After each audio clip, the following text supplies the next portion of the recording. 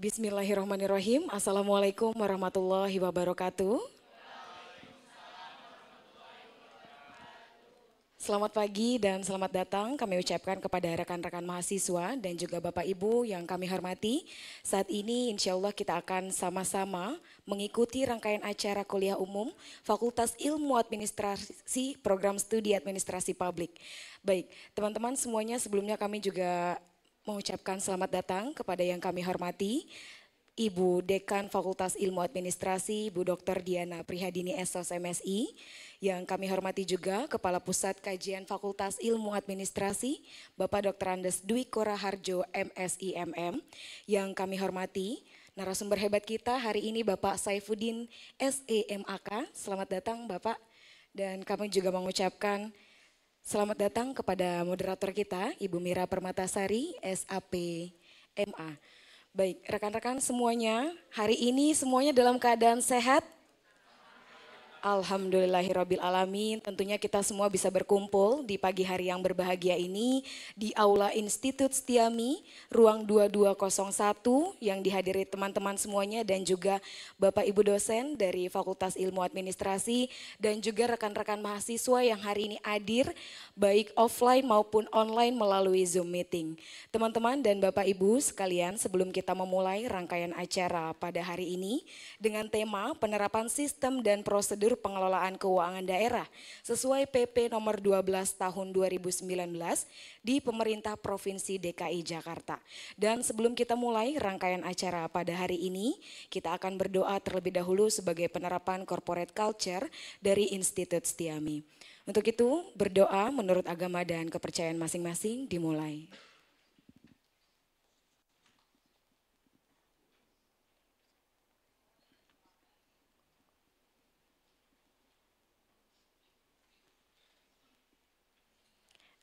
Berdoa selesai.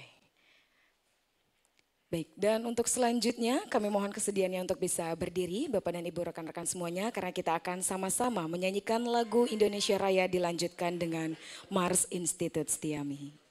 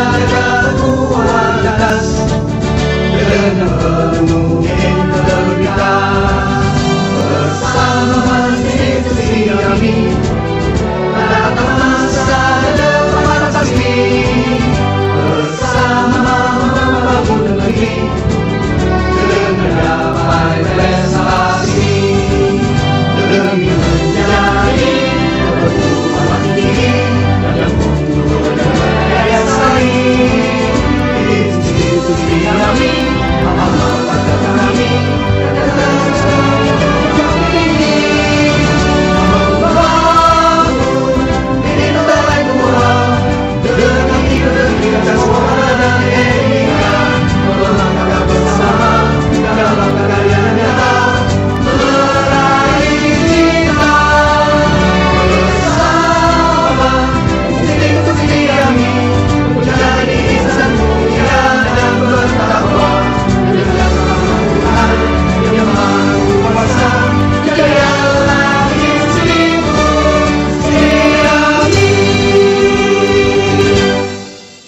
Dipersilakan duduk kembali.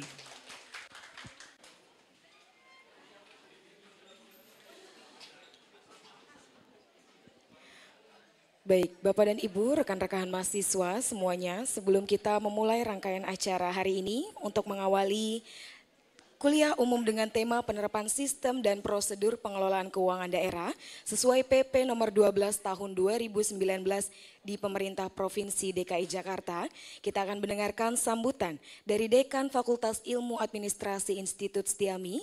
Untuk itu kami mengundang kepada yang kami hormati Ibu Dr. Diana Prihadini SOS MSI, kami silakan.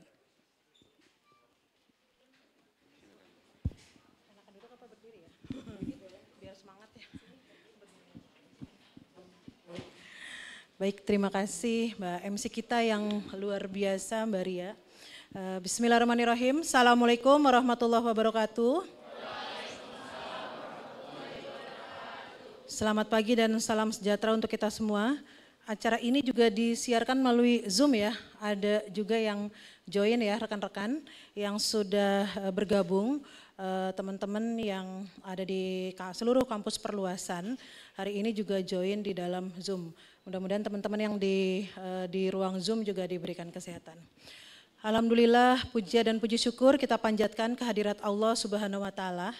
Karena dengan perkenannya, maka pada hari ini kita bisa menyelenggarakan satu kegiatan yang luar biasa, yang sangat bermanfaat untuk kita semua, yaitu kuliah umum untuk prodi publik.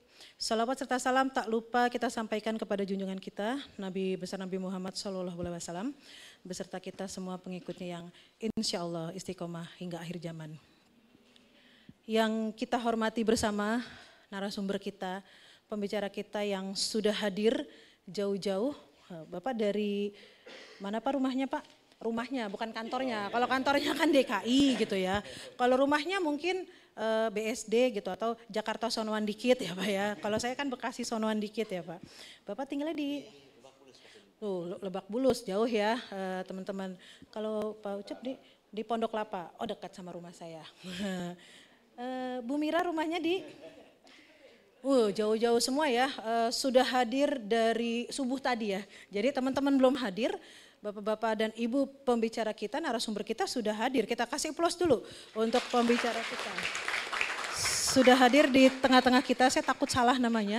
Bapak Saifuddin SE MAK dari Badan Pengelola Keuangan Daerah. Ya, dan Pak Ucup terima kasih sudah hadir. Dan pembicara kita satu lagi supaya balance ya, sudah ada yang ganteng, ada yang cantik juga. Dari dosen Institut Setiami, Ibu Mira Permatasari MA. Tak lupa di sini saya juga ingin menyapa Bapak PLT Kaprodi. Jadi Kaprodinya Bu Eka sedang cuti, PLT-nya adalah Bapak Fahrul. Pak Fahrul sudah kenal teman-teman semua? Kenal? Belum, berdiri Pak Fahrul, berdiri dulu. Bapak Fahrul Anwar, beliau adalah Bapak PLT untuk Kaprodi. Kemudian ada Ketua Pusat Kajian. Nun Sewu, nah kalau ini saya Nun Sewu ya, nanti saya kualat gitu. Kita panggilnya Papi ya, jadi teman-teman boleh memanggil Papi. Monggo Papi boleh berdiri Papi, ini Kepala Pusat Kajian Administrasi Publik Institut Setiami, Bapak Dr. Nasdwiko Raharjo, beliau dosen senior juga yang sudah malang melintang di dunia perpajakan, bukan persilatan. Kemudian ada sahabat saya yang di sebelah kanan saya, beliau kolega saya, teman seperjuangan. Boleh Bu Indah, boleh berdiri. Ini ada mahasiswanya, Ibu Indah, kandidat Dr. Wahyu Maisarini. Indah, mahasiswanya, seru ya. I love you Bu Indah. Karena kita di swasta kita boleh ya, mau gini ya. Kalau PNS nggak boleh ya Bapak ya. Jadi kita mau foto mau bagaimanapun kita masih aman. Kemudian yang sebelahnya lagi ini kolega saya, sahabat saya. Juga boleh berdiri Bapak Budi Iwono. Boleh kita kasih applause juga. Untuk Bapak Budi Iwono. Mahasiswanya teriak-teriak. Saya mau tahu dulu, yang hadir di sini mahasiswa semester berapa? Semester 1? 1, yang semester 1 sebelah sini. Di sini semester 7, enggak, semester 1. Semester 1 semua? Oh ada yang 5, 3. Nah yang semester 5 dan yang di ruang Zoom saya nggak tahu ya ini teman-teman dari semester berapa, yang pasti kegiatan ini sangat bermanfaat. Khususnya untuk teman-teman yang sekarang sudah semester 5 atau semester 7. Tolong nanti disimak baik-baik, siapa tahu teman-teman akan mengambil judul penelitian akhir atau tugas akhirnya, skripsinya tentang ini ya. Karena kami dari fakultas dan prodi ingin mendorong mahasiswa, bukan mendorong maksudnya jatuh gitu ya, didorong gitu jatuh.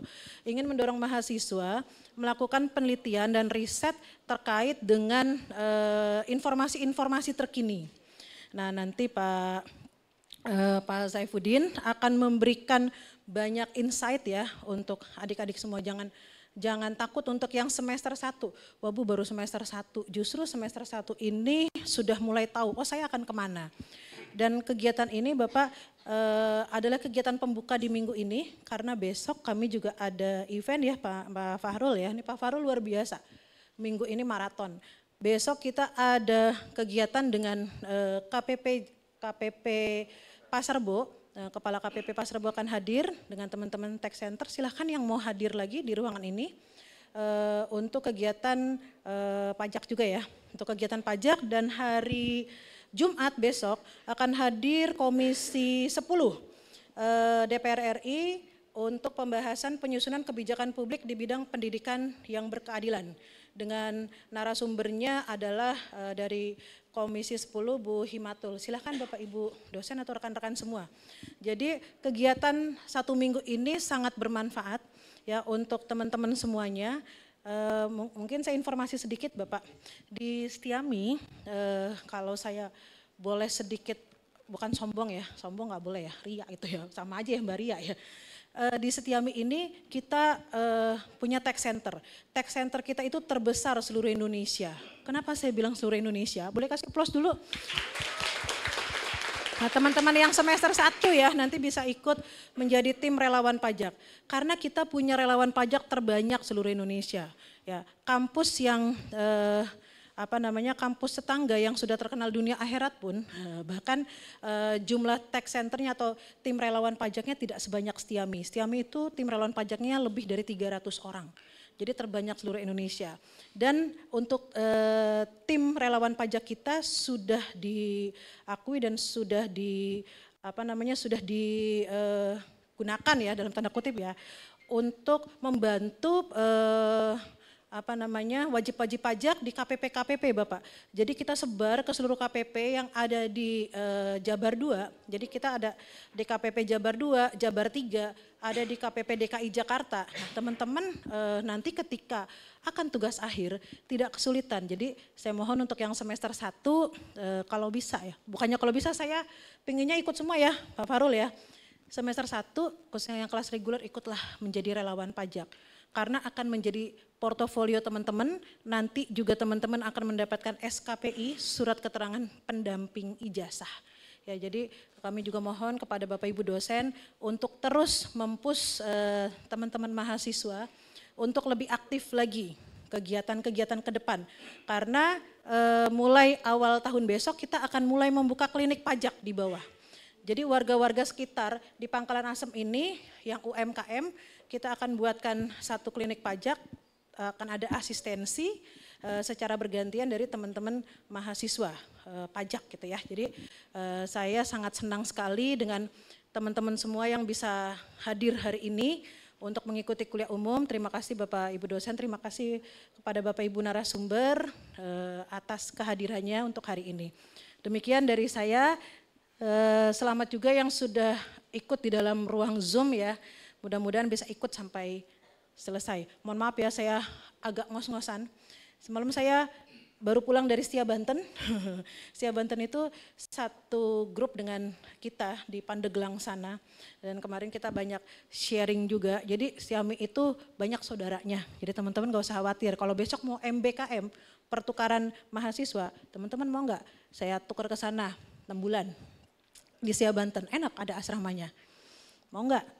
Mau, harus mau karena MBKM itu kan sangat memungkinkan ya teman-teman untuk kuliah di luar kampus Siami yang memang sudah terafiliasi atau bekerja sama dengan Siami. Baik di perguruan tinggi yang ada di Indonesia maupun perguruan tinggi yang sudah ada di luar Indonesia, karena boleh nanti kita kasih aplaus lagi untuk akreditasi Prodi Publik ini, kita akreditasinya A. Jadi kita alhamdulillah kemarin baru saja mempertahankan kembali akreditasi A kita untuk Prodi Publik, dan kita akan segera running untuk ke akreditasi unggul. Jadi kita butuh dukungan dan support dari teman-teman mahasiswa, Bapak Ibu dosen dan Bapak Ibu semua. Demikian, terima kasih. Assalamualaikum warahmatullahi wabarakatuh. Teman-teman boleh kasih aplaus dong buat Bu Diana. Kita doakan semoga Bu Diana selalu sehat ya untuk bisa menjalankan semua program bagi teman-teman semuanya. Baik, alhamdulillah itulah tadi sambutan yang disampaikan oleh Bu Diana selaku Dekan dari Fakultas Ilmu Administrasi. Kita akan mulai teman-teman dalam rangkaian acara kuliah umum hari ini, tentunya nanti akan dipandu oleh dosen hebat dari Institut Setiami juga. Kita akan berkenalan terlebih dahulu dengan beliau. Beliau juga adalah salah satu alumni dari kampus Institut Setiami, mulai dari program S1 dan juga S2. Saat ini beliau memiliki pengalaman yang luar biasa ya di bidang event organizer dan juga di perpajakan, tentunya di bagian keuangan ya. Dan untuk skillnya beliau juga hobi writing, public speaking, dan sangat hebat ya di bidang perencanaan dan juga penganggaran keuangan. Teman-teman sudah kenal dengan beliau? Sudah kenal belum? Sudah ada yang pernah diajar sama Ibu Mira? Sudah, kalau gitu kita sambut ya, kita panggil Ibu Mira Permatasari, moderator kita hari ini.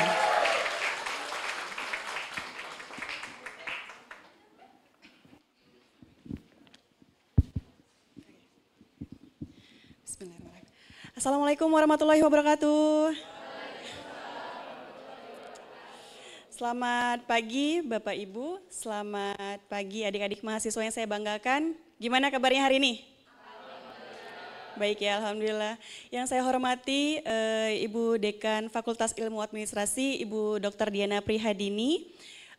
Yang saya hormati Bapak narasumber kita yang hebat, Bapak Saifuddin SEMAK, dan beliau juga saat ini didampingi oleh Bapak Ucup Supriyadi SEMA sebagai Kepala Sub Bagian Umum di Badan Pengelolaan Keuangan Daerah Provinsi DKI Jakarta.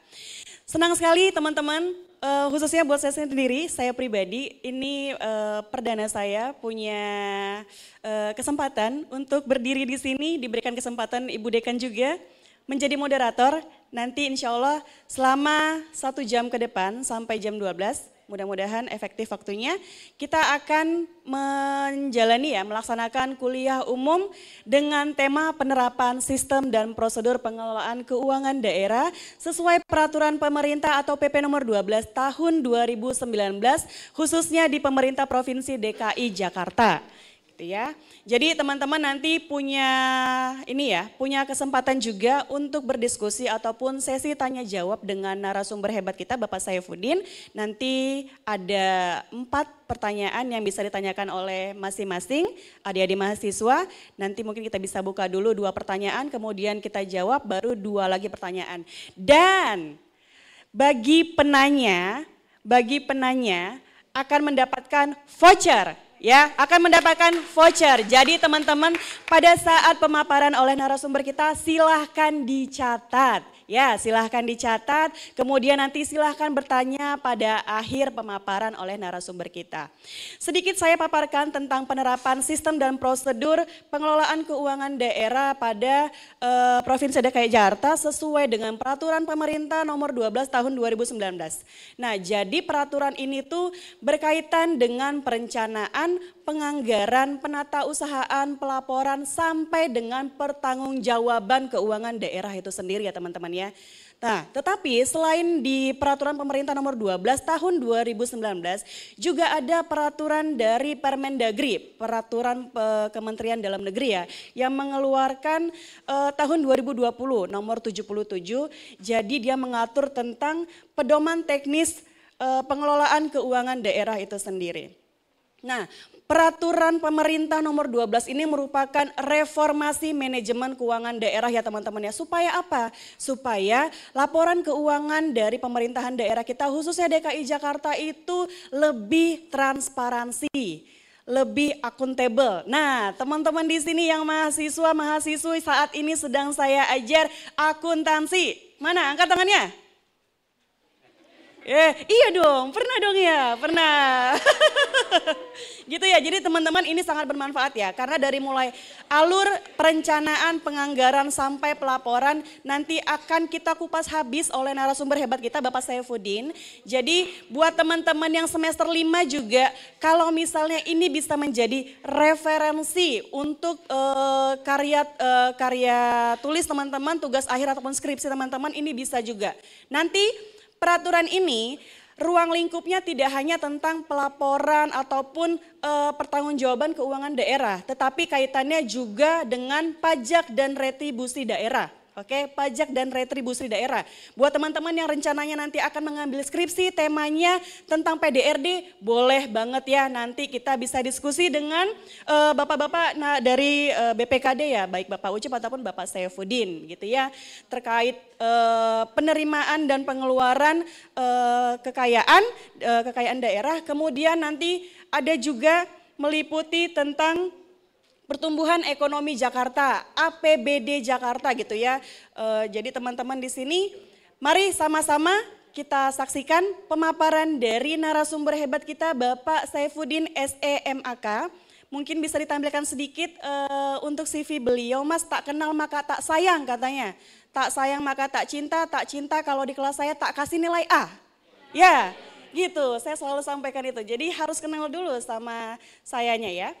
Nah, beliau ini adalah sebagai analisis ya, analisis dari ini ya di Badan Pengelolaan Keuangan Daerah di BPKD sendiri. Beliau lulusan dari S2, Master Magister Akuntansi. Kemudian next Mas. Beliau sebagai analisis peraturan perundang-undangan dan perancangan perundang-undangan di Badan BPKD itu sendiri gitu. Nah, mari sama-sama kita saksikan teman-teman pemaparan dari Bapak Saifuddin untuk mempersingkat waktu supaya lebih efisien dan lebih efektif. Bapak, kami persilakan waktu dan tempat. Ya. Prolog dulu, mungkin untuk prolog Pak. Assalamualaikum warahmatullahi wabarakatuh. Yang terhormat Ibu Diana selaku Dekan Fakultas Ilmu Administrasi, Bapak dan Ibu dosen di STIAMI. Alhamdulillahirabbil alamin, tentunya saya merasa bangga bisa duduk di ruangan ini dan perlu adik-adik ketahui saya adalah juga alumni dari STIAMI. Saya lulus tahun 2016 bersama Bu Mira juga kebetulan satu angkatan sama Pak Fahrul di administrasi khususnya di pajak. Jadi Bapak Ibu, alhamdulillah tentunya sebelum saya menyampaikan ada hal-hal yang ingin saya sampaikan. Pertama tentunya permohonan maaf dari pimpinan kami Pak Michael Rolandi Cesnanta Brata, beliau selaku Kepala BPKD. Seyogianya beliau bisa hadir tadinya di ruangan ini, namun karena ada tugas dari Pak Gubernur, jadi beliau tidak bisa hadir di ruangan sini. Yang kedua, perlu bahwa saya selaku tadi yang sudah disampaikan Mbak Mira bahwa saya dapat amanah selaku Kasubag, Kepala Sub Bagian Umum di Badan Pengelolaan Keuangan Daerah Provinsi DKI Jakarta dari tahun 2020. Jadi ini kenapa perlu saya sampaikan kepada adik-adikku semua untuk menyemangati bahwa masih banyak sebenarnya alumni-alumni di Setiami yang mempunyai jabatan lebih tinggi lagi, bahwa reputasi lulusan Setiami di lingkungan pemerintah Provinsi DKI Jakarta itu sangat dibanggakan. Itu menjadi harapannya. Jadi adik-adik nanti untuk ke depan juga jangan sungkan-sungkan, mungkin nanti ketika nanti dalam menyusun tugas akhirnya, silakan kalau memang ada yang memang untuk nantinya dalam penelitian khususnya di Badan Pengelolaan Keuangan Daerah atau terkait dengan laporan keuangan pemerintah daerah, bisa menghubungi kami di Badan Pengelolaan Keuangan Daerah. Jangan sungkan-sungkan, karena saya terhitung masih sedikit, sangat sedikit sekali dari lulusan dari Setiami ini yang datang ke pemerintah Provinsi DKI Jakarta khususnya di BPKD. Untuk Undip, Brawijaya maupun Unpad itu sangat banyak sekali. Bahkan makanya saya dengan pertemuan sekarang ini diharapkan nanti ke depan komunikasi antar mungkin kampus Setiami dengan pemerintah Provinsi DKI Jakarta bisa lebih diintenskan. Mungkin itu saja sebagai prolog dari kami, dari khususnya mewakili Badan Pengelolaan Keuangan Daerah. Nanti akan lebih jelas terkait dengan materi kuliah umum pada hari ini akan disampaikan oleh Bapak Saifuddin selaku analis perundang-undangan dan kebijakan di pemerintah Provinsi DKI Jakarta. Silakan Pak Ibu. Ya, terima kasih Pak Ucup atas wejangan untuk anak-anak nih. Anak-anak kita gitu kan, para mahasiswa, mahasiswi ya, dalam menimba ilmu ya. Saya yakin di mana tongkat estafet untuk pembangunan ini akan mau nggak mau pasti akan kita serahkan kepada adik-adik semua nih gitu kan. Benar kan, tongkat estafet, pembangunan, pengolahan, karena pasti kita akan tiba pensiun ya. Nah, alhamdulillah di sini saya dapat bertemu rekan-rekan gitu kan, mahasiswa ya, untuk agar bisa gitu ya menimba ilmu gitu kan. Jadi ketika kita berikan tongkat estafet ini sudah siap ya, sudah siap. Administrasi ya, di sini prodinya adalah apa tadi? Administrasi? Oke, administrasi publik. Saya memastikan, takut lupa gitu kan. Administrasi publik itu erat kaitannya dengan pengambilan kebijakan atau polisi. Jadi politik dengan membuat kebijakan administrasi itu sangat erat gitu kan. Karena apa? Karena yang setiap kita melakukan suatu kebijakan, kita melakukan suatu tindakan dalam kebijakan publik ya, itu perlu payung hukum, ya, perlu kajian, ya, perlu penelitian, ya. Nah, di sini kita diasah, ya, diasah untuk hal tersebut. Ya. Era reformasi banyak sekali merubah tatanan dari pelayanan publik. Ya, era reformasi banyak sekali merubah, ya. Di mana di tahun 2004 itu keluar Undang-Undang Nomor 32 ya, tentang apa? Tentang pemerintah daerah. Ya, tentang pemerintah daerah. Tentang apa? Otonomi. Ya, otonomi daerah. Ya, jadi mulai berubah nih. Ya, diberikan otonomi daerah kepada pemerintah daerah. Untuk apa? Untuk ya, untuk dapat mengembangkan, untuk dapat mengelola ya, untuk dapat mengelola. Mengelola apa? Mengelola sumber daya yang ada. Ya. Dipakai buat apa? Dipakai buat pelayanan publik. Ya. Pelayanan publik yang maksimal ya. Walaupun memang dalam pemberian otonomi daerah ada beberapa urusan yang tidak diserahkan kepada pemerintah daerah, yaitu adalah pertama adalah urusan politik luar negeri, ya. Yang kedua adalah pertahanan dan keamanan. Yang ketiga ada yuridis, monetary, fiskal, nasional, dan agama. Itu yang tidak diberikan atau dilimpahkan ke daerah dalam otonomi daerah. Perkembangan terus berjalan, ya.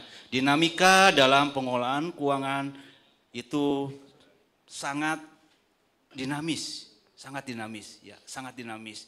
Sehingga pada tahun 2014 ya, keluarkanlah Undang-Undang Nomor 23 ya, untuk apa? Tentang pengelolaan pemerintahan. Nah, untuk mengganti Undang-Undang yang 32 Nomor 2004 ya.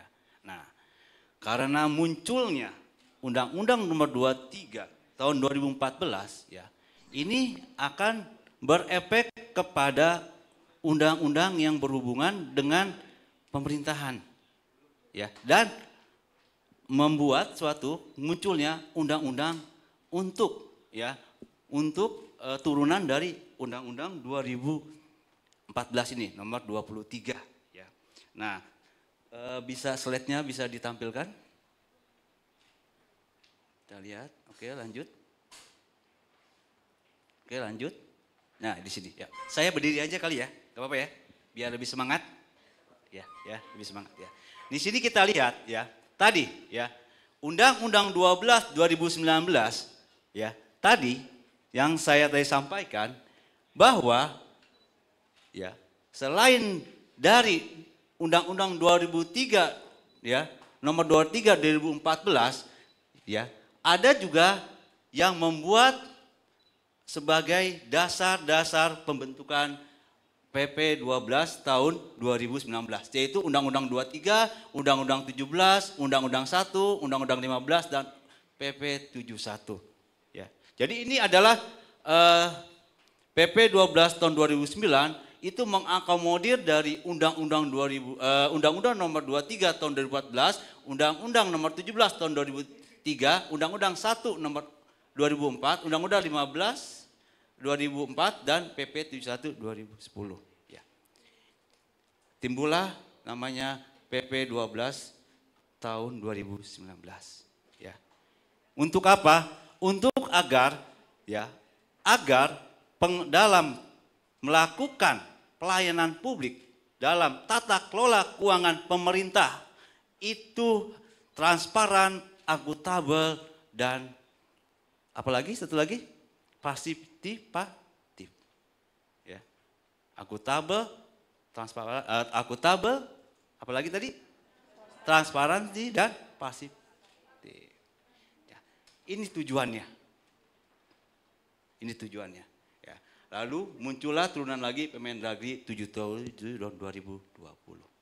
Nah, di pemerintah daerah, ya, tadi lihat, dia di undang-undang sudah ada, di PP sudah ada, di Permendagri sudah ada. Nah, sekarang di pemerintah daerah itu juga harus membuat turunannya. Kenapa harus membuat turunannya? Ya, kenapa harus membuat turunannya? Ada yang tahu? Kenapa harus buat turunannya dari undang-undang atas? Karena ya, undang-undang yang dibentuk oleh pemerintah pusat ini sifatnya adalah umum. Sifatnya umum untuk seluruh provinsi, kabupaten yang ada di Indonesia. Makanya kita membuat turunan Perda 77 tahun 2022. Perda 7 tahun 2022. Untuk apa? Untuk mengakomodir apa? Pertama, di Jakarta tidak ada yang namanya hasil tambang. Masa harus kita masukkan? Ya, jadi turunannya ini untuk apa? Untuk sesuai dengan apa? Kebutuhan daerah.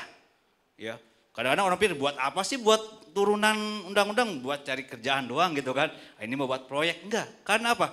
Karena dibutuhkan apa? Dibutuhkan payung hukum dalam mengelola keuangan. Ya. di daerah tersebut. Jakarta berbeda dengan mungkin Kalimantan. Ya. Berbeda dengan Irian Jaya yang punya mungkin tambang hasil buminya, yang punya hutan. Ya. Dalam pengolahan keuangannya berbeda. Tadi ya, yang disebut otonomi adalah kita diberikan kesempatan untuk dapat mengelola kekayaan. Untuk apa? Untuk memberikan apa? Memberikan pelayanan ke publik secara maksimal. Ya. Bagaimana cara mengolah? Kita harus tahu tadi, ya. Kita harus punya payung-payung hukum dalam mengelola, ya, mengelola semua kekayaan kita, ya. Karena apa? Setiap kebijakan atau peraturan pasti selalu ada pro dan kontra. Ya, tidak semua peraturan itu menyenangkan semua pihak. Contohnya misalnya dulu ya ada peraturan dilarang merokok, ya kan? Itu pro kontra, ya kan? Ada yang suka, ada yang enggak. Yang namanya peraturan pasti begitu. Tidak bisa menyenangkan semua orang, ya, enggak pernah menyenangkan semua orang. Nah, kita balik lagi ke pengolah keuangan, ya. Di sini tadi slide selanjutnya, ya, selanjutnya kita lihat. Ya. Oke, nah kita lihat di sini kita lihat ada bab-bab, ya, bab-bab dalam peraturan Perda nomor 7 tahun 2022. Pertama adalah pasti ada ketentuan umum dalam suatu perundang-undangan. Yang kedua, bab kedua adalah tentang pengolahan keuangan daerah. Ini bagaimana cara mengelola daerah, ada APBD sampai dengan bab pengawasan. Ya. Lanjut. Ya. Oke, lanjut. Oke. Nah, sekarang saya mau jelaskan keuangan daerah. Ya, keuangan daerah, semua hak dan kewajiban daerah dalam rangka penyelenggaraan pemerintahan daerah yang dapat dinilai dengan uang, serta segala bentuk kekayaan yang dapat dijadikan milik daerah berhubungan dengan hak dan kewajiban daerah. Itu keuangan daerah. Tadi, otonomi adalah mendelegasikan kewenangan pusat ke daerah. Ya. Nah, gubernur ya mempunyai hak untuk ya menyelenggarakan daerah yang dapat dinilai dengan uang. Sekarang kita lihat delegasi yang besar, ya, delegasi yang besar, ya kan? Ini tidak bisa dilakukan oleh satu orang. Ya, langsung aja, next, ya, oke, langsung bisa dibaca. Nah, delegasi yang besar, ya. Gubernur sebagai CEO itu tidak bisa dipegang oleh satu orang. Dia harus mendelegasikan kembali ya kepada siapa? Kepala SKPD selaku pengguna anggaran. Contohnya gubernur memiliki wewenang untuk misalnya melaksanakan pendidikan secara baik dan benar, secara baik gitu kan. Kita lihat kalau gubernur sendiri ya melakukan hal tersebut, saya pasti gubernur pasti langsung minta keluar hari itu juga. Benar nggak? DKI ada punya 5 ya, wali kota selatan, barat, timur, utara, pusat, dan 1 kabupaten Kepulauan Seribu. Dia bagaimana mengelola pendidikan sendiri. Maka dia apa? Menunjuk kepala SKPD. Selaku apa? Pengguna anggaran untuk membantu dia. Ya. Gubernur ya memiliki wewenang untuk ya menjaga kesehatan masyarakat. Udah pendidikan, kesehatan, dia sendiri untuk mengolah. Saya pikir dia pasti akan pingsan. Maka dia menunjuk SKPD, Dinas Kesehatan. Selaku apa? Selaku pengguna anggaran. Paham sampai sini? Ya. Jadi rentang kendalinya ketika gubernur ya ingin memberikan pelayanan publik yang optimal, dia tidak bisa melakukan sendiri. Dia perlu ya bantuan, yaitu pertama adalah kepala SKPD. Ya, kepala SKPD selaku apa? Pengguna anggaran, ngebantu. Ya. Nah, akan tetapi perlu juga yang namanya sekretaris daerah selaku koordinator. Untuk mengkoordinator nih, kan banyak nih kepala SKPD, ada dinas kesehatan, ada dinas pendidikan, ada apa lagi? Ada pemadam kebakaran, ada kelurahan, ada kecamatan, ada wali kota, ya. Maka dia perlu bantuan lagi sebagai koordinator. Koordinator itu selaku apa disebut? Sekretaris daerah. Banyak kan kegiatannya gubernur, ya kan? Udah ya dia harus memastikan pelayanan publik optimal, dia juga harus memikirkan dana, ketersediaan dana, maka dia membentuk atau menunjuk salah satu kepala selaku SKPKD sebagai bendahara.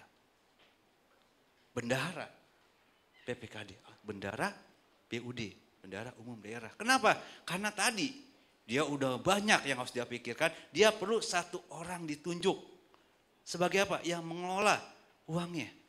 Ya, makanya ada namanya SKPKD. SKPKD. Lalu ada namanya bendahara penerimaan dan bendahara pengeluaran. Nah, kita lihat tadi ya. Dalam tadi pelayanan publik ya, kita pelayanan publik gubernur ya. Gubernur next. Ya. Nah, gubernur ya mendelegasikan ke siapa tadi? SKPD selaku apa? Selaku pengguna anggaran. Nah, misalnya dinas pendidikan. Dinas pendidikan itu didelegasikan. Nah, sekarang dinas pendidikan, ingat pendelegasian itu ada bisa didelegasikan. Pertama berdasarkan rentang kendali. Yang kedua berdasarkan wilayahnya, skup wilayah. Yang ketiga, ya tadi apa? Rentang kendali, skup wilayah dan kesulitannya. Tiga itu. Dinas pendidikan adalah apa? Suatu SKPD yang besar. DKI punya 5 wali kota dan 1 kabupaten. Kalau kepala SKPD itu mengelola 5 + 1 kabupaten, sanggup enggak? Enggak sanggup. Maka dia mendelegasikan lagi ke KPA, kuasa pengguna anggaran. Ditempatkan di tiap sudin. Selatan 1 nih 2, selatan ini 2. Untuk apa? Memudahkan pelayanan. Bayangin kalau di Jakarta ada 2078 sekolah kalau nggak salah. 2078 sekolah. Setiap sekolah misalnya punya guru ada sekitar 6. Tuh kalau kedatang semua ke PA, pengguna anggaran, pingsan dia gitu kan. Pak saya begini, Pak begini. Makanya didelegasikan lagi ke bawah ke KPA. Ya, ini ada di Perda nomor 7 tahun 2022. Dari apa? Yang tadi 12 tahun ya. Ya, ke KPA. Paham ya tadi ya? Tadi dari PA pengguna anggaran ke KPA untuk mendelegasikannya. Ke bawah lagi nih, ya kan? Akhirnya lebih ringan bebannya. Selatan punya 1. Barat punya 1 untuk mengurusi sekolah di selatan. Bayangin 2078 sekolah. Ya. Banyak, dan dari 2000 sekitar 8 sekolah itu hampir setengahnya adalah SD yang tidak memiliki administrasi, bagian administrasi, ya kan? Makin puyeng. Oke. Turunlah KPA. Ya, KPA. Nah, tetapi sisi lain tadi KPA butuh dana dalam melakukan operasional.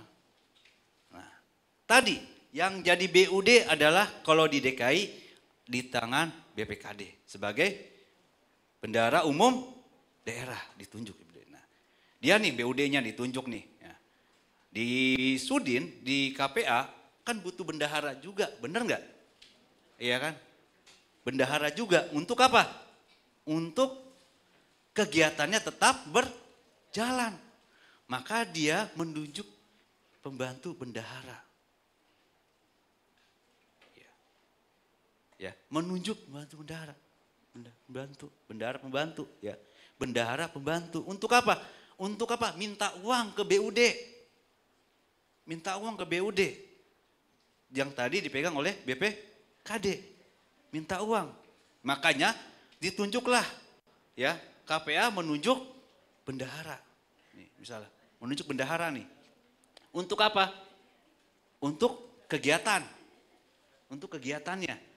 Ya, makanya dia bendahara di dalam pemerintahan itu ada 2 tanggung jawab, yaitu tanggung jawab administrasi dan tanggung jawab fungsional. Administrasi dia bertanggung jawab kepada KPA-nya atau kepada kepalanya. Sampai sini paham? Kira-kira? Paham ya? Ya, saya berusaha untuk membuat bagan agar kalian paham. Makanya tadi dari gubernur itu dalam mendelegasikan itu karena banyak tugas ya. Jadi ke PA, pengguna anggaran. PA itu masih banyak tugasnya, didelegasikan lagi ke KPA. Kuasa pengguna anggaran. Nah, kuasa pengguna anggaran dalam melaksanakan kegiatan pasti butuh dana. Nah, bagaimana butuh dana? Yang punya dana siapa? BUD, bendahara. Gubernur ada sebagai BUD dan didelegasikan lagi ke BPKD.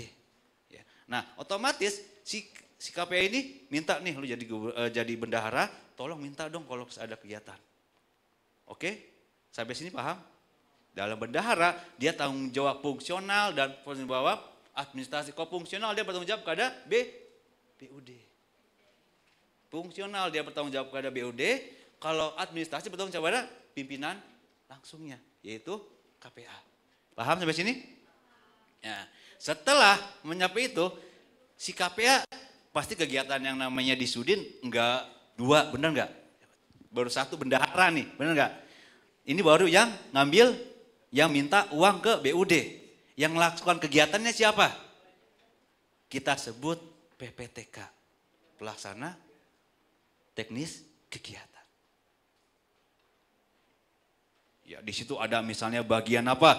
Bagian guru, sertifikasi guru, PPTK-nya. Ada lagi bagian misalnya bagian dana yang menerima BOS BOP. Ada bagian pelatihan. Nah ini, paham? Jadi PPTK ini adalah orang yang ya melaksanakan kegiatan. Ya, dia melaksanakan kegiatan, dia minta uang, tapi atas persetujuan KPA. Yang punyanya kan KPA, benar nggak? KPA, nih saya punya kegiatan, ya udah butuh berapa? 10 juta. 10 juta ya udah minta ke bendahara. Tetapi dalam pemerintahan semua pengeluaran harus tertera atau berada di dalam DPA. Tidak boleh ujuk-ujuk dia melakukan kegiatan tanpa ada DPA. DPA itu apa? Suatu kegiatan yang dimana daftar, daftar, saya lupa DPA ada tuh, panjang soalnya. Daftar, agak banyak artinya, maaf. Dokumen pelaksanaan anggaran. Dokumen pelaksanaan anggaran. Pembentukan DPA dari mana?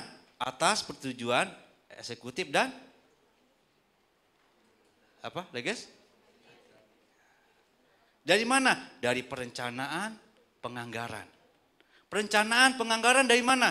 Dari musrem. Musrem dari tingkat RT, RW, dari tingkat kelurahan, kecamatan, naik diolah, lalu menjadi namanya DPA. Disitulah baru SKPD bisa melakukan kegiatannya. Paham sampai sini ya? Nah ini dalam hal Apakah strukturnya begini? Tadi tergantung size daripada organisasi besar kecilnya. Ya. Lanjut. Nah, di sini kita lihat di DKI ya. Tadi kita punya 2018 sekolah. Ya, sekolah, terus ada puskesmas. Ya, begitu banyak struktur organisasi yang ada, ya. Struktur organisasi di DKI begitu besar. Makanya perlu didelegasikan. Di sini kalau kita lihat Kepgub nomor 1021 tahun 2022 itu tentang entitas akuntansi dan entitas penggabung. Tadi semua kegiatan, semua pelaksanaan di dalam pemerintahan harus dipayungi oleh hukum. Setiap kebijakan harus dipayungi hukum. Ya. Kalau tidak dipayungi hukum, itu akan salah. Kenapa? Kita mengelola duit masyarakat yang harus kita pertanggungjawabkan. Tadi saya bilang, setiap kebijakan itu selalu ada pro dan kontra. Kalau kita nggak punya payung hukumnya, bagaimana? Yang kontra protes, nggak berdasarkan payung hukum, habis kita. Oke, paham? Semua kebijakan harus memiliki payung hukum. Payung hukumnya tadi 12 tahun 2000, PP 12 tahun 2000, berapa? Saya ngetes aja nih, jangan sampai ke sini nggak tahu nih yang dibahas apa gitu kan. Oke, itu payung hukumnya. Turunannya tadi apa? Permendagri 77 tahun 2000. Turunannya lagi Pergub Perda tahun 2022. Alhamdulillah pada nyimak. Kirain diem tidur gitu kan. Lanjut ya. Lanjut. Next. Nah, ini kita lewatkan saja karena tadi saya sudah diwanti-wanti 40 menit. Ya, next. Ya, ini tadi. Ya, pengguna anggaran. Apa sih tadi tugasnya ini? Kalian bisa lihat. Menyusun RK, SKPD, menyusun DPA, menyusun segala macam. Ya, langsung. Next. Kalian bisa baca. Ini juga pengguna anggaran. Next. Ya, ini PPTK tadi. PPTK. Ya, pejabat pelaksana teknis kegiatan. Pejabat pelaksana teknis kegiatan. Dia yang melaksanakan. Jadi dalam struktur organisasi Pemprov itu ada PA, ada KPA, ya, ada namanya PPTK, ya, ada namanya PPK, pejabat pengelola keuangan, ya. Lalu penatausahaan, ya. Lalu ada yang lanjut. Nah, ini tugasnya lanjut. Nah, PPK SKPD, ya. PPK SKPD, ya, di sini kita lihat tugas melakukan verifikasi. Jadi di dalam pengelolaan keuangan daerah itu harus ada pemisahan tugas. Pemisahan tugas yang jelas. Pertama, ada namanya apa tadi pelaksananya? Yang paling bawah PPTK. Pelaksana ya, di sana mereka melakukan kegiatan, mereka membuat SPP, ya, mereka membuat tuh rancangan, ya. Lalu kita masuk ke PPK untuk diverifikasi, lalu disetujui oleh PA, lalu dibayar oleh bendahara. Lanjut, ya, lanjut tugasnya, kita lanjut saja. Nah, ini tugas bendahara. Tadi tugas bendahara. Bendahara di dalam pemerintah ada namanya bendahara penerimaan, bendahara pengeluaran, bendahara penerimaan pembantu, bendahara pengeluaran pembantu. Ya. Jadi udah pembantu dipembantuin lagi gitu. Ya. Jadi dia pembantu, nunjuk pembantu lagi gitu kan. Jadi bendahara pengeluaran, bendahara penerima pembantu, dan bendahara pengeluaran pembantu. Ini bagaimana kalau skup daripada organisasinya. Kalau emang besar, maka ini bisa diperlukan. Ya. Next. Bendahara penerimaan, tugasnya apa? Menerima, menyimpan, menyetor, menata usahakan, dan mempertanggungjawabkan. Itu tugas bendahara. Ya. Menerima, menyimpan, menyetor, menata usahakan, dan mempertanggungjawabkan. Hanya itu. Ya. Sekarang sudah menggunakan aplikasi, jadi nggak sulit, nggak kayak dulu. Ya. Lanjut, bendahara pengeluaran. Lanjut saja, ini struktur APBD. Lanjut, next. Ya. APBD, ya. Kita lihat anggaran, pendapatan, dan belanja daerah. APBD. Ya. Tadi dalam kegiatan harus ada di mana? Harus ada di mana? Kalau kita mau melakukan kegiatan, harus ada di DPA. Pembentukan DPA ada di slide ini. Lanjut aja. Kita lihat, lanjut. Nah, ini strukturnya. Lanjut ya. Ini kalian bisa baca, lanjut ya. Oke, lanjut. Ini juga bisa kalian baca. Lanjut, ini hibah juga. Oke. Lanjut. Oke, ini struktur, lanjut. Penyusunan rancangan APBD. Oke, silakan. Next. Nah, ini. Kita lihat perencanaan, penganggaran, pelaksanaan, akuntansi, dan pertanggungjawaban. Ini adalah siklus. Ya, siklus dari pengelolaan keuangan daerah. Ya, perencanaan di mana semua kebutuhan masyarakat itu ditampung. Melalui apa? Musrem. Kita ada bottom up sama top down. Ya. Di mana kita mengumpulkan kebutuhan masyarakat mulai apa? Musrem tingkat kecamatan, tingkat RW. Dikumpulin di RW nih. Apa sih yang dibutuhkan di RW? Naik di RW entar suruh buat skala prioritas. Ya, berapa kalau nggak salah 3. Entar dinaikkan lagi ke kelurahan. Diadu nih skala prioritasnya lagi. Kira-kira nih RW mana nih yang skala lebih prioritas lagi? Ya. Di sana akan dipilah. Oh, ini untuk dinas air. Oh, ini untuk dinas lampu. Oh, ini untuk segala macam. Di kelurahan akan dipilah. Naik lagi ke tingkat kecamatan. Diadu lagi. Karena kecamatan berapa? Kelurahan. Kira-kira yang menang mana nih gitu kan. Sesuai dengan anggaran. Naik lagi ke tingkat wali kota.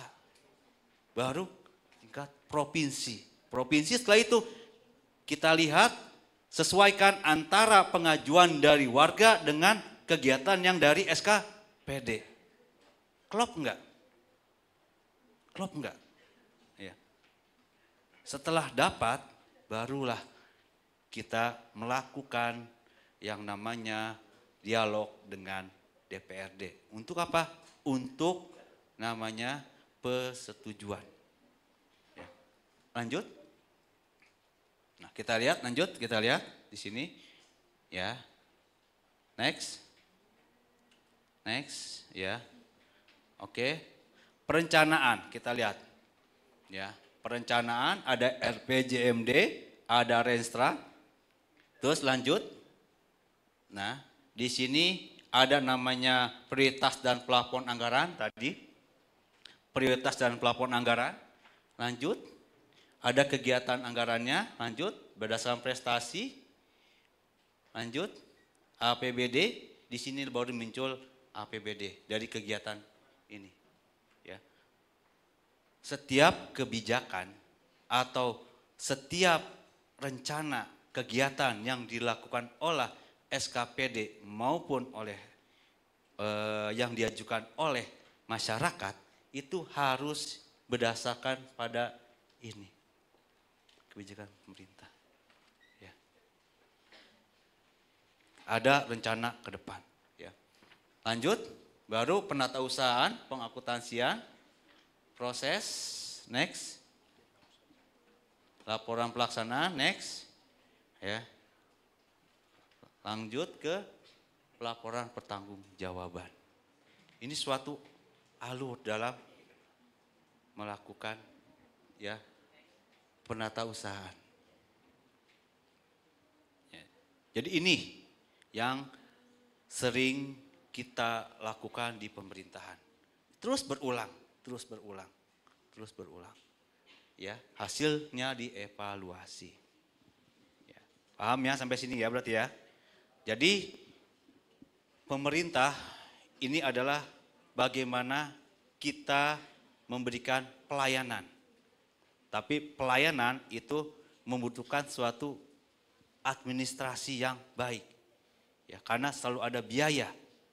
Sedangkan biaya itu berasal dari pajak masyarakat. Maka pelayanan harus diikuti atau dipayungi dengan payung hukum. Ya, lanjut. Izin Bapak, punten Pak, mungkin waktunya kita 5 menit lagi karena zuhurnya sekarang lebih cepat Pak. Maaf ya Pak ya. Oke, lanjut. Pelaksanaan penausahaan aja langsung ya, lanjut.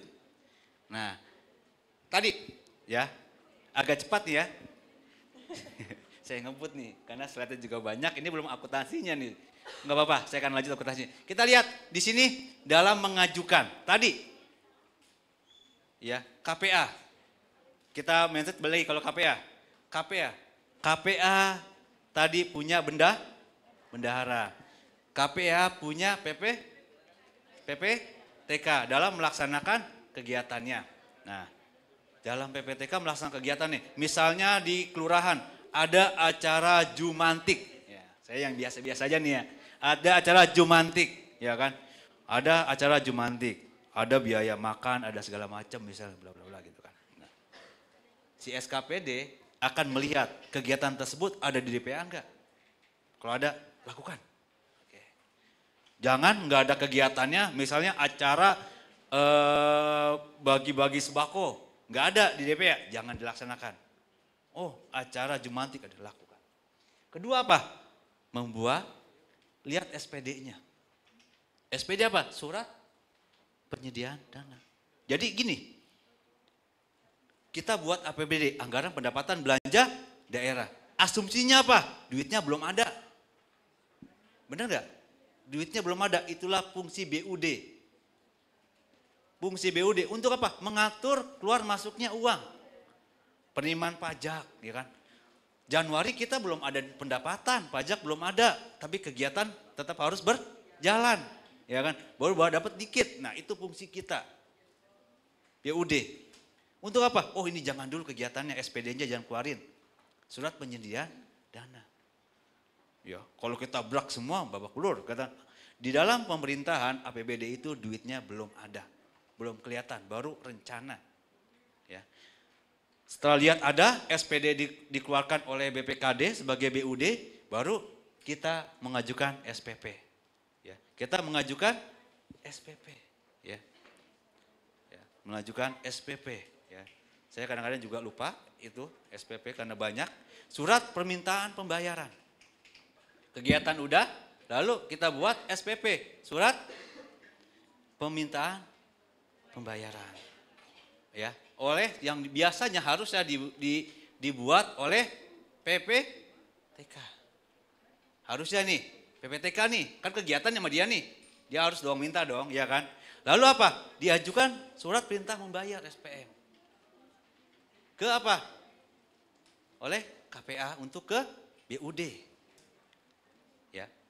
Lalu timbul namanya SP2D.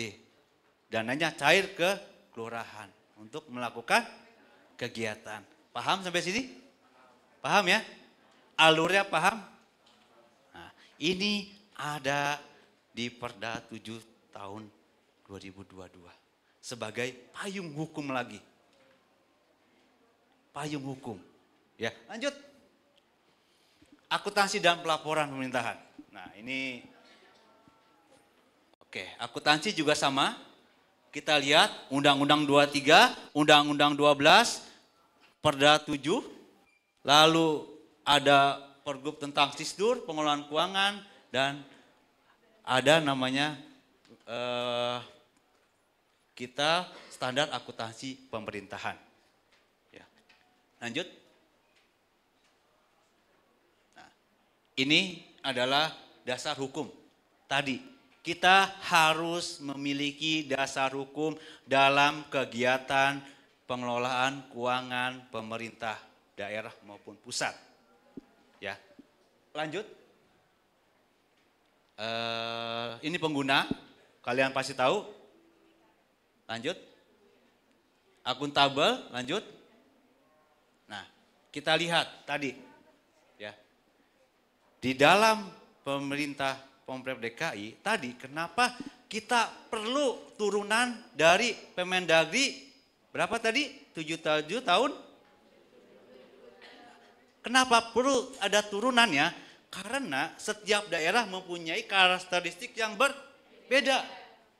Kita punya sekitar 740 SKPD. Kalau di Ciamis mungkin ada cuma 20. SKPD. Mungkin kalau di Kalimantan paling cuman ada 30 SKPD. Tapi kita punya 740 SKPD yang memiliki DPA. Atau kita sebut entitas akuntansi. Apa itu entitas akuntansi? Yaitu organisasi SKPD yang memiliki DPA. Atau memiliki anggaran. Karena dia memiliki anggaran, maka dia punya kewajiban untuk membuat laporan keuangan. Untuk mempertanggungjawabkan dananya. Ya, kita juga memiliki sekolah dan puskesmas tingkat kelurahan yang bukan merupakan entitas akuntansi. Dia ada naik ke atas. Ya. Nah, di Pemprov DKI mengenal namanya entitas penggabung. Ini enggak semua ada yang namanya entitas penggabung. Inilah kebijakan yang kita payungi di Perda nomor 7 tahun 2022. Di daerah lain enggak ada. Ya, enggak ada. Itulah payung hukumnya. Kalau enggak ada payung hukumnya, kita salah. Ya. Ada namanya entitas akuntansi, ya. Tadi, ingat yang saya bicarakan tadi, gubernur memberikan delegasikan ke PA, pengguna anggaran. Pengguna anggaran karena banyak mendelegasikan ke KPA. KPA, pengguna anggaran nih, KPA. Nah, berarti ada induknya ya, PA ya. Maka dia harus membuat laporan ke PA. Ke sini. Izin Bapak? Ya, mungkin ada beberapa slide lagi, tapi tadi saya sudah share juga ke Bapak Ibu dosen, juga ke grup-grup kelas. Jadi mungkin bisa kita closing Bapak dari siap. Bapak. Oke, ya. Ini adalah strukturnya. Untuk itu mungkin kalau memang ada pertanyaan, kita langsung aja tanya jawab ya. Untuk lebih mungkin memperdalam ya materi ya, saya sudahi dulu untuk materi ini ya, saya kembalikan ke moderator. Baik, teman-teman adik-adik mahasiswa, berikan tepuk tangan yang meriah untuk narasumber kita Bapak Saifuddin SEMAK. Materinya sangat bagus, tapi memang tadi kita lumayan agak telat ya memulainya. Mudah-mudahan nanti untuk pertemuan yang ke depan bisa ada materi-materi seperti ini lagi yang sangat bagus ya teman-teman. Langsung saja teman-teman, untuk sesi pertama saya buka untuk 2 pertanyaan karena kita untuk hemat waktu ya. Boleh dari, yang 2 dulu ya. Dari, ini saya kenal ini, Anang Hijau. Oh salah ya, bukan Anang Hijau. Saya ini kasih.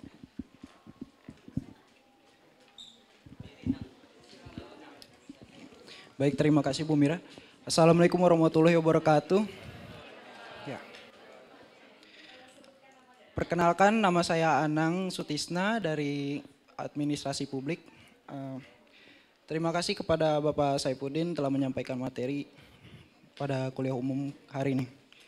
saya memiliki pertanyaan, yaitu bagaimana keterlibatan dan partisipasi pihak-pihak terkait seperti masyarakat dan lembaga pengawas memastikan transparansi akuntabilitas dalam kegiatan pengelolaan keuangan daerah. Terima kasih.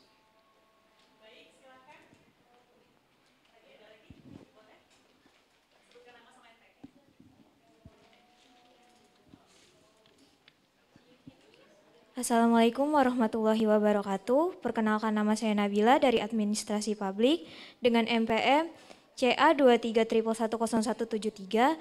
Sebelumnya saya ingin nanya, tadi kan dijelasin tentang PP nomor 12 tahun 2019 tentang pengelolaan keuangan di DKI Jakarta. Aku mau tahu apa saja sih perubahan yang signifikan yang terjadi dalam pengelolaan keuangan daerah setelah menerapi PP tersebut. Terus juga bagaimana sih mekanisme pengawasannya dan evaluasi yang diterapkan untuk memastikan kepatuhan terhadap PP tersebut. Terima kasih.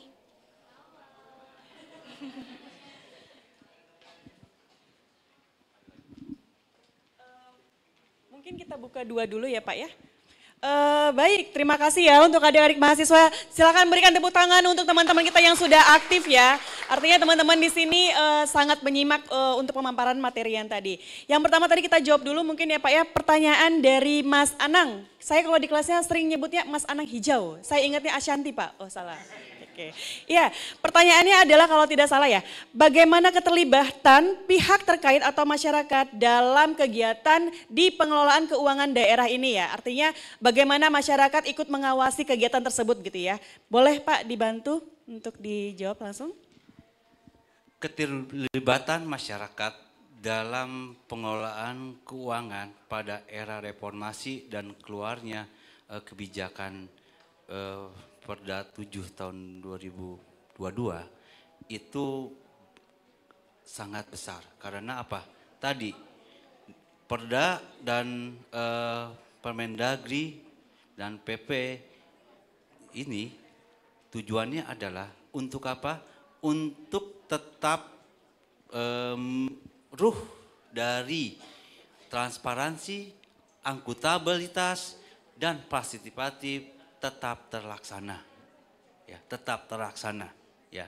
Jadi keluarnya peraturan ini untuk apa? Untuk tetap ruh daripada pengelolaan keuangan 3 ini tetap ada, gitu kan? Tetap ada, ya. Dimana kita lihat di dalam PP ini, ya, banyak sekali keterbukaan informasi. Kalau bisa lihat slide-nya, bisa nggak? Tadi tentang bisa tampilkan slide-nya? Di mana? Di dalam ke atas, paling atas tadi, tentang bab-bab, ya. Di dalam ke bawah lagi. Terus, nah ya, ini. Ya. Oke, di dalam bab di sini, ya. Di sini terlihat ada namanya penggunaan SIPD. Sistem Informasi Pengelolaan Daerah, ya, ya. Di mana apa? Di mana penggunaan sistem ini sekarang itu bisa, ya, ada namanya kita membuat suatu peraturan pemerintah daerah tentang informasi, ya. Jadi kita kemarin kebetulan ada verbal dari Diskominfo, ya, di mana di sana mereka mempayungi hukum bahwa disediakan suatu channel atau suatu tempat dalam apa, jika masyarakat itu ingin memperoleh info, bisa menggunakan media elektronik atau dia bisa hard copy. Jika dia memang ingin suatu informasi tentang suatu hal. Jadi kita buat channel-channelnya itu, ya. Sehingga apa? Masyarakat itu bisa tahu, ya kan. Tadi dalam melaksanakan kegiatan juga sama tadi, dalam perencanaan dari musrem tingkat RW, kecamatan, kelurahan, wali kota. Nah, ini mereka bisa pantau. Ya, kita pantau. Di DKI ada namanya dulu sebutnya LMK, dulu sekarang apa ya namanya? LMK. Lembaga, dulu Dekal, sekarang lembaga kemudian masyarakat. Nah, dia akan terus memantau, ya kan? Kita buat channel-channel itu, kita buat tempat-tempat mereka untuk apa? Untuk bisa mengadu. Kita juga ada namanya PTSP. Ada juga aplikasi yang buat pengaduan. Ya, ada aplikasi buat pengaduan. Kalau nggak salah aplikasinya, ya, CRM. Ada pengaduan. Itu langsung ada batasnya. Kita jika tidak pengaduan tersebut kita tidak selesaikan, ada batas waktunya. Ya, jadi peran serta masyarakat dalam pengawasan itu kita terus tingkatkan. Karena tadi keterbukaan, ya, ruh dari, tadi di sini Permendagri PP 12 tahun 2009 adalah apa tadi? Ruhnya adalah transparansi, akuntabilitas, dan partisipatif. Jadi dibuka apa? Dibuka sarana untuk ikut masyarakat. Ya. Di DKI juga sudah membuat banyak kebijakan-kebijakan untuk masyarakat melakukan pengaduan. Ya. Baik di Diskom Infotiknya atau di masing-masing SKPD. Ya. Bagaimana Mas Anang? Sudah cukup jelas? Oke, baik, terima kasih Bapak. Kita lanjut ke pertanyaan kedua ya. Mumpung belum azan gitu ya. Nah, pertanyaan kedua tadi saya lupa namanya, dari Mbak siapa, maaf? Nabila. Oke, dari Mbak Nabila terkait peraturan pemerintah atau PP nomor 12 tahun 2019 Pak. Perubahan apa sih Pak yang paling signifikan setelah PP ini diterapkan oleh pemerintah dan mekanisme pengawasan dari pemerintah sendiri Pak terhadap peraturan ini? Terima kasih Pak. Yang paling berubah sebenarnya di bendahara ya. Mungkin Pak Ucup nih bisa lebih bisa menjelaskan di mana letak benar-benar ini perbedaannya. Beliau lebih paham nih hal tersebut. Baik, terima kasih Bang Ipul. Jadi untuk Ade Nabila terkait dengan pelaksanaan yang paling signifikan atau perubahan yang signifikan terkait dengan peraturan PP 12 tahun 2020 ini, pertama terkait dengan tadi yang disampaikan Bang Ipul itu terkait dengan pelaksanaan khususnya di ruang lingkup tugas dan fungsinya bendahara pengeluaran. Di sini kami di Pemprov DKI sudah melakukan mekanisme dengan cara cashless atau non tunai. Jadi semua penatausahaan keuangan sudah dilakukan secara kita melakukan dengan sistem pengelolaan yang dengan pelaksanaan non tunai. Jadi semua transaksi baik penerimaan maupun pengeluaran itu dilakukan secara non tunai. Artinya bahwa setiap bendahara penerimaan itu tidak lagi berfungsi menerima uang, tapi semuanya mudah melalui oleh bank-bank yang sudah ditunjuk oleh Pemprov DKI, misalnya Bank DKI selaku rekening kas daerahnya, atau selaku RKUD-nya Pemprov DKI itu diterima secara keseluruhan di rekening tersebut. Dan untuk pengeluarannya pun sama, itu melalui pembayaran non tunai. Jadi semua transaksi yang paling menonjol terkait dengan peraturan PP 12 ini adalah terkait dengan pelaksanaan di bendahara pengeluaran yang pengeluarannya secara non tunai. Nah mungkin itu tambahannya Bang Ipul, silakan. Ya, kalau melihat dari struktur dari belanja, ya tadi dilihat dari bendahara. Nah sekarang ada lagi deh struktur belanja. Di PP 77 ya struktur belanja kita lihat ya atau PP 12 ya tahun 2019 dan Permendagri 2020 itu struktur belanjanya berubah. Struktur belanjanya berubah.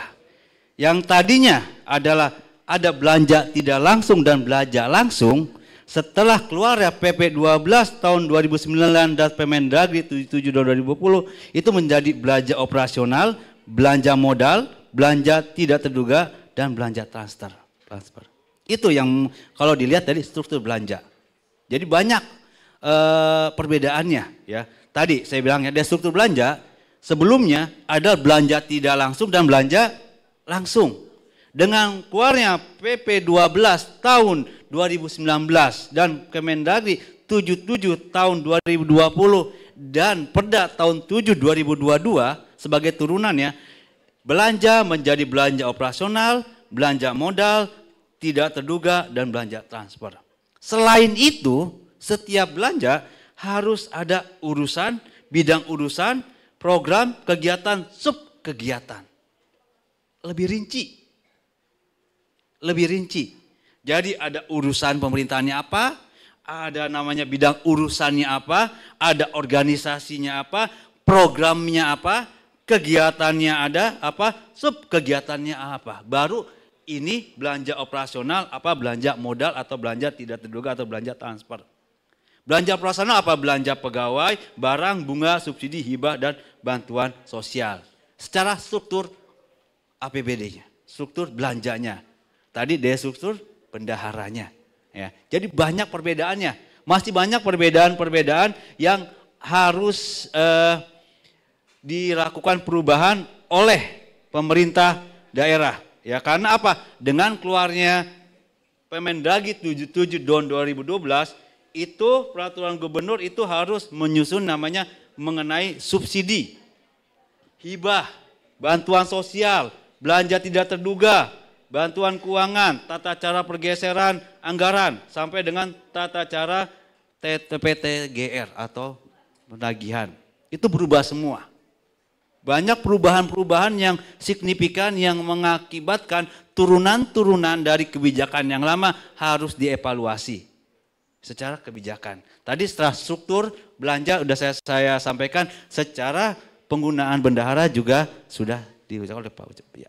Saya cukup kira-kira? Ada yang mungkin masih mengganjal? Oke, pengawasan dulu. Oke, mekanisme pengawasan tadi, ya, tadi kita lihat di Permendagri 77 tahun 2020 itu alurnya apa? Perencanaan, apalagi penganggaran, apalagi penatausahaan, apalagi ada yang tahu? Pelaporan dan pertanggungjawaban dan pengawasan. Ada di situ sekarang, dulu nggak ada. Sekarang ada pengawasan. Ada pengawasan. Hingga peran dari inspektorat itu harus dijalankan maksimal. Ya, itu siklusnya.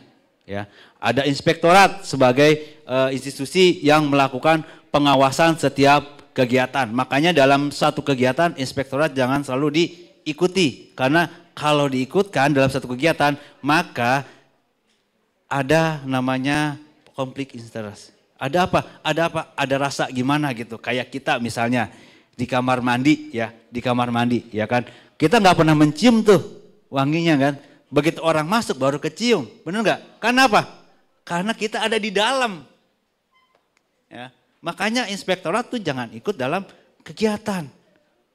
BPK nggak boleh ikut dalam kegiatan, KPK nggak boleh ikut kegiatan. Karena kalau ikut di dalam, maka dia tidak mencium. Ya. Analoginya ketika kita kamar mandi, kalau kamar mandi, di kamar mandi kita nggak tahu gitu kan, karena kita ada di situ. Begitu keluar ada yang masuk baru kecium. Benar nggak? Nah, itu analoginya. Ya, jadi pengawasan di peraturan yang baru ini lebih dikuatkan. Di mana penggunaan aplikasi itu diharuskan penggunaan aplikasi. Semua penggunaan atau kegiatan penatausahaan harus berbasis aplikasi, harus menggunakan aplikasi. Fungsinya apa? Fungsinya agar semua tahapan tidak ada yang tiba-tiba masuk. Ya, dari kegiatan perencanaan sampai itu. Jadi aplikasi langsung jadi laporan keuangan. Ya, kalau nggak di aplikasi babak belur, ya susah. Ya, waktunya saya mau cerita ini sebenarnya. Gitu kan, saya membuat ada aplikasi Siap Bos BOP, ya kan. Itu dulu ketika belum ada itu nggak ketahuan tuh belanjanya. Begitu ada aplikasi baru kelihatan. Ya. Apa? Jadi merubah habit daripada sekolah tersebut. Oh, dia berarti harus benar-benar melaksanakan baik. Itu kan, karena sudah ada aplikasi kelihatan. Ya, laporan keuangan kelihatan. Tapi saya tidak bisa bercerita banyak waktu ya gitu kan. Cuma saya pengen bercerita banyak tapi waktunya juga, jadi silakan. Oke, terima kasih. Berikan tepuk tangan yang meriah untuk narasumber kita. Pertanyaan pertama dan pertanyaan kedua sudah dijawab karena memang waktu yang membatasi kita mungkin. Sesi kuliah umum kali ini akan kita batasi untuk 2 pertanyaan dulu. Terima kasih. Nanti untuk penanya Mas Nabila lagi ya. Mas Anang dan Mbak Nabila silahkan memberikan nomor telepon kepada Bapak Kaprodi kita, Bapak Fahrul. Nanti silahkan diberikan nomor telepon, nanti akan dihubungi untuk pemberian vouchernya. Silahkan tepuk tangan dong. Baik teman-teman semua, nanti di akhir acara kita akan ada sesi foto bersama. Kemudian nanti teman-teman jangan langsung pulang, silahkan di-scan barcode yang ada di screen layar depan. Nanti di situ akan muncul G-form serta untuk unduh sertifikat. Baik? Oke, teman-teman jangan lupa silakan scan barcode yang ada di screen, kemudian nanti teman-teman bisa isi G-form-nya sebagai absensi, kemudian nanti teman-teman bisa mengunduh sertifikat yang ada pada layar tersebut.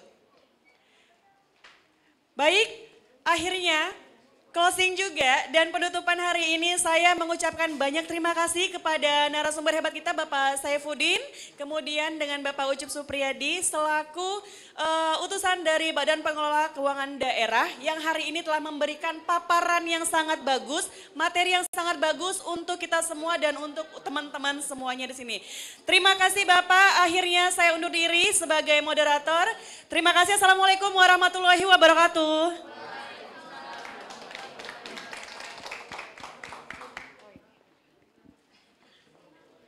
Oke, baik teman-teman, itulah tadi sesi materi kuliah umum kita karena keterbatasan waktu juga. Mungkin nanti di lain kesempatan kita bisa agendakan kembali ya Bapak Ibu untuk kuliah umum di spesial ya untuk program studi administrasi publik. Teman-teman boleh berikan tepuk tangannya sekali lagi untuk narasumber dan juga moderator kita hari ini. Baik, semoga itu bisa menjadi bekal teman-teman semuanya ya untuk bisa diterapkan. Nanti mungkin sudah ada gambaran nih kira-kira judul apa yang mau diambil gitu ya. Baik, rekan-rekan semuanya untuk bisa memberikan apresiasi kepada narasumber kita hari ini. Bapak Saifuddin dimohon untuk bisa maju ke depan. Kemudian bersama juga dengan Ibu Mira selaku moderator kita untuk bisa diberikan piagam penghargaan sebagai bentuk apresiasi dan juga ucapan terima kasih.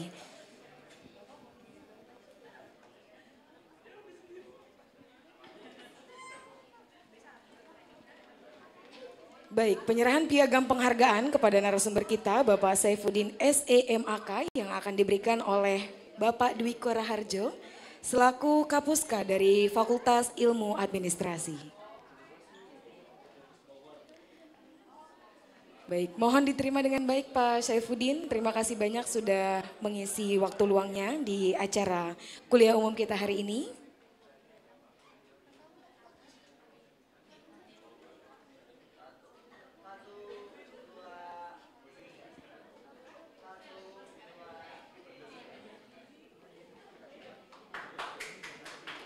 Baik, dan untuk selanjutnya penyerahan piagam penghargaan kepada moderator kita Ibu Mira Permatasari SAPMA yang akan diberikan oleh PLT Kaprodi dari Fakultas Ilmu Administrasi Publik kepada Bapak Fahrul, kami silakan.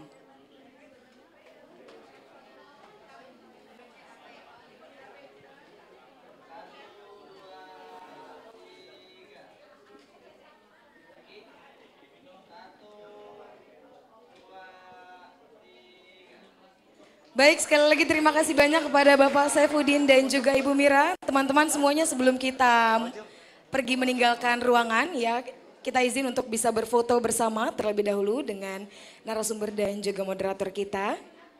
Teman-teman sudah diisi untuk Google Form-nya? Sudah di-scan untuk barcode-nya? Oke, sudah ya. Itu untuk sertifikat nanti teman-teman bisa diunduh. Nanti kita akan kirim juga sesuai dengan nama dari teman-teman yang hadir di acara kuliah umum hari ini. Bapak Ibu mohon izin di tengah bersama dengan peserta kita berfoto bersama ya.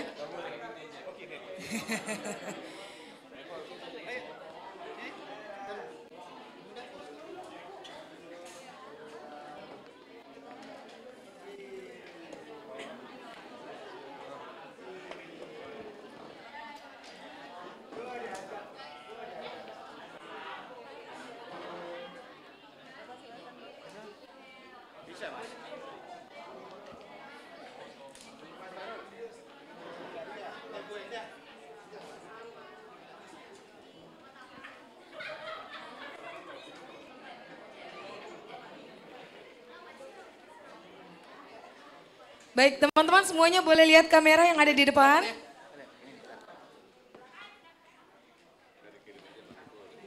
Oke.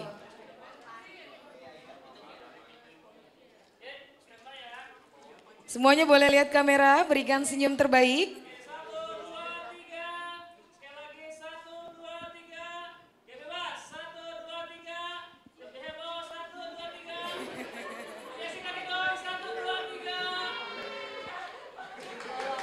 Pakai kamera ya? Belum ya?